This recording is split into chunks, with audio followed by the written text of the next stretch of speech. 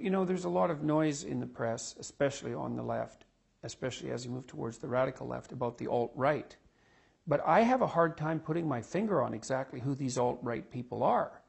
You know, if you look at the radical left, it's obvious that they have a stranglehold, I would say, on the universities, especially the humanities and social sciences, and that one of the consequences of that is that the doctrine that those entities has been producing is spilling over into society to a large degree.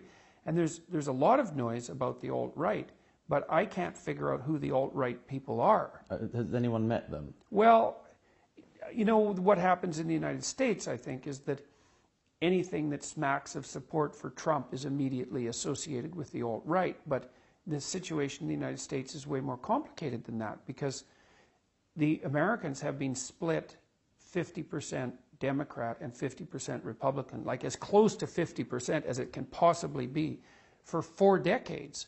And so I don't see that the election of Trump indicates the rise of something approximating even right-wing populism in the United States. It's more complicated in Europe because the border and immigration issues are much hotter topics in Europe. And I do think that it seems to me that there is a rise of ethno-nationalist parties on the farther reaches of the right in Europe. Something like that, yeah. Yeah, but it's so difficult to get accurate information now, perversely enough, that it's very difficult to evaluate. One of the strange things about the whole alt-right thing is the extent to which it's a way to avoid facing up to the reality that half the country voted for Donald Trump. It seems to be some kind of coping mechanism.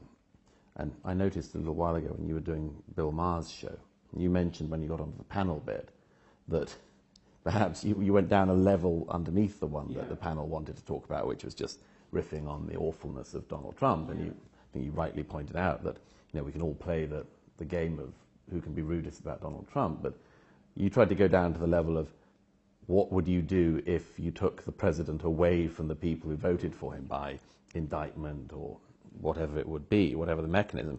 And they seemed utterly baffled by your question. They were stunned at the fact that someone would pose that question. I mean, I sat there and I thought about that for a long time, whether I would ask that question, because I knew I was jumping out of the game that they were all playing. It's like, well, you have to live with these people. And do you really think they're all so stupid? Is that really your theory about why Trump was elected? And the whole Maher phenomenon is quite interesting, because he interviewed Ben Shapiro a while after that, and took everyone, including Shapiro, to task for the absolute stupidity of the catastrophe of Trump, without ever reflecting on the fact that clearly in the United States the liberal left lost the election. Trump didn't win. Everyone thought Hillary was going to win. She had it in the bag. And if she wouldn't have played identity politics, she only needed 70,000 additional votes. If she wouldn't have played identity politics, she would have won. And Maher, when he went after Shapiro, took no responsibility whatsoever of the failures of the liberal left. It was all, well, the stupidity of the people who voted for Trump. And my sense, because I've talked to many, many people who voted for Trump, is that it isn't like people on the center right and the right, the Republican end of the distribution, were overwhelmingly impressed with what Trump had to offer. But they were willing to take, that was the risk that they were willing to take. And it was partly because they're so disenfranchised by the identity politics that the Democrats have descended into. And they have nothing else to offer the Democrats. It's identity politics or nothing.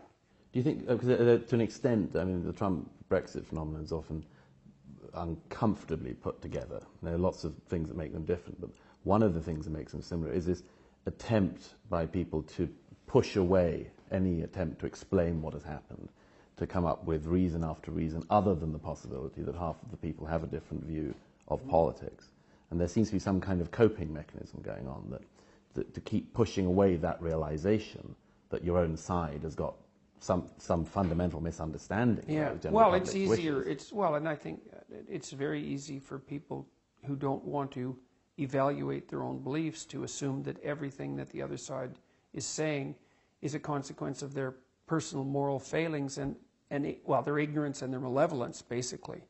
And it's not helpful. especially it's not helpful. I particularly think it's unhelpful in the United States because it isn't obvious to me that the underlying dynamic has really changed that much, given that it's been 50-50 for 20 years and it was 50-50 in the last election.